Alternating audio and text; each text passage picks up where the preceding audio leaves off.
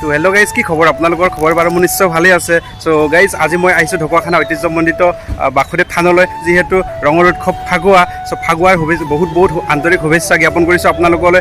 আৰু মই যিহেতু ইয়ালৈ আহিছোঁ আৰু মই ঢকুৱাখানা ঐতিহ্যমণ্ডিত বাসুদেৱ থানৰ সন্মুখতে আছোঁ। চাওক, ইয়াতে গাড়ী বহুতো মানুহ আহিছে। ইয়াতে যিহেতু ইয়াতে মেলা পাতিছে, চ' সেই মেলা চাব আহিছোঁ। আৰু এতিয়া যাওঁ ভিতৰলৈ, আৰু হয় আপোনালোকক সকলোখিনি দেখুৱাব চেষ্টা কৰিম। এতিয়া বলক তেন্তে ভিডিঅ'টো আৰম্ভ কৰোঁ।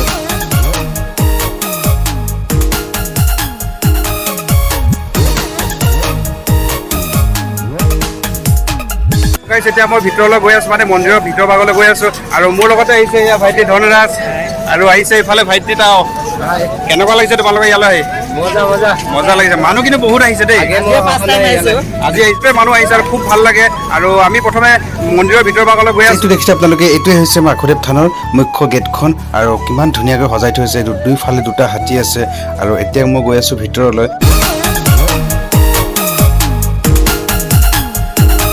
ইতিমধ্যে মন্দিৰৰ চৌহদলৈ পালোহি, আৰু আহিয়ে আমাৰ গাঁৱৰ কেইটামান ভাইটিক দেখিলোঁ। তোমালোকে কেতিয়া আহিলা? আমি ৰাতিপুৱা আহিলোঁ। ৰাতিপুৱা আহিলা ন? তাৰপিছত আমি ৰাতিপুৱা এবাৰ আহিলোঁ, এতিয়া আকৌ আহিলোঁ। বঢ়িয়া।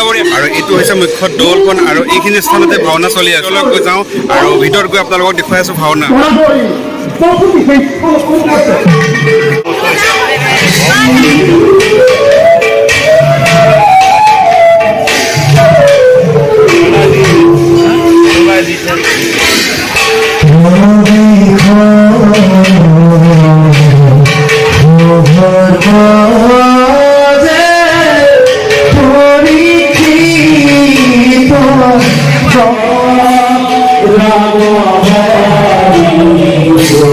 তো গাইজ চাওকচোন, ইমানেই মানুহ আহিছে, চাকিবোৰ বাহিৰত জ্বলাবলগীয়া হৈছে। চাওকচোন বাৰু কিমান মানুহ আহিছে। তো গাইজ, এইটো হৈছে মুখ্য নামঘৰটো। ভিতৰ ভাগত গৈ নাম, যিহেতু তাৰ নাম চলি আছে, আপোনালোকৰ ভিতৰ ভাগত গৈ দেখুৱাই আছোঁ। ইফালে হৈছে টিলিঙাটো, আৰু এয়া হৈছে মুখ্য নামঘৰটো। ইয়াতে যিহেতু নাম চলি আছে। তো গাইজ, এতিয়া মন্দিৰটো আমি বাই দিছোঁ, আৰু এতিয়া গৈ আছোঁ মেলা চাবলৈ।